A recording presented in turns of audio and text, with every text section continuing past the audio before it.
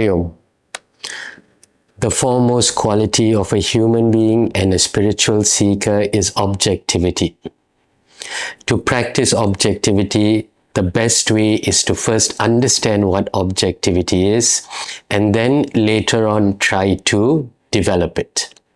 Being objective means never getting attached to your actions, to your daily activities and your daily responsibilities, even while you are going through them. Objectivity means standing apart and observing the happenings in and around you, even while you are in them. Never get emotionally attached or involved or caught up with the demands of your own ego and your own mind. To be objective, you need to develop a very powerful intellect. It is the intellect in you that renders you an objective person. The intellect is the capacity to think, judge, reason, and decide. To be objective, you must learn to think originally and independently. Never allow yourself to get caught up in the opinions of others, nor listen to people just because it has been done in the past by everybody. To be objective, you must train your intellect to tell your mind to always start looking at things afresh, from a new angle, from a different perspective.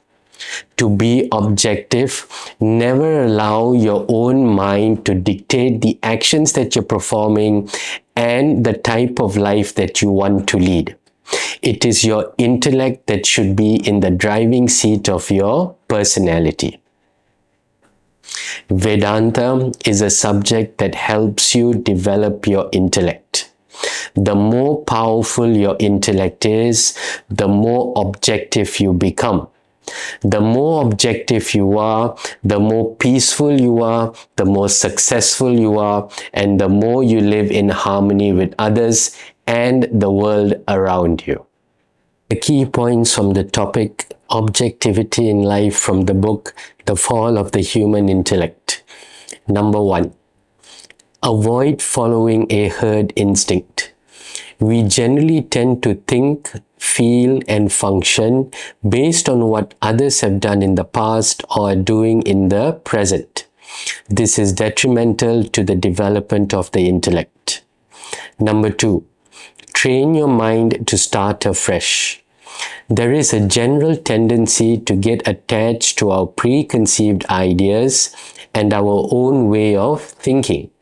The best advice is to constantly, always keep an open mind to receive new knowledge.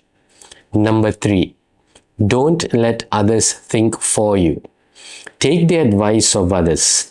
Learn from their mistakes and their achievements, but don't allow their thinking and their lives to interfere with your own judgment. Number 4. Nothing is permanent in this world. Never get caught up in your affairs. Nothing is fixed. Good and bad will come and go. Observe them. Don't get involved. Number 5. Only a human being is designed to be free. All other creatures are bound by the world. They cannot free themselves. You, as a human being, are created to be free, to be happy.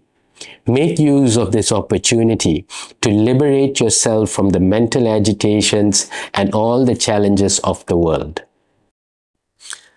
The study process involves identifying certain key points from the paragraphs that we study. This identifying of the key points will help you gain more clarity in the concepts that we cover. Number 1. Apply your intellect to overpower your emotional attachment and involvement in the world, both material and spiritual. Number 2. When you begin to live objectively, your mind remains peaceful and happy in and through the fluctuations of the external world. A human being alone is designed to free himself from the influences of the changes occurring in the world. When your intellect is not fortified, you are at the mercy of your mind. As you are able to withstand greater losses, it proves that your intellect has developed strength and objectivity. Students of the weekly classes are advised to learn how to generate your own questions. From these questions, you try and find the answers to them on your own. A few sample questions that can help you start the process is as follows as far as the topic objectivity in life is concerned. What is objectivity? How does one develop objectivity? What are the consequences of lacking objectivity? How does one determine the strength of the intellect?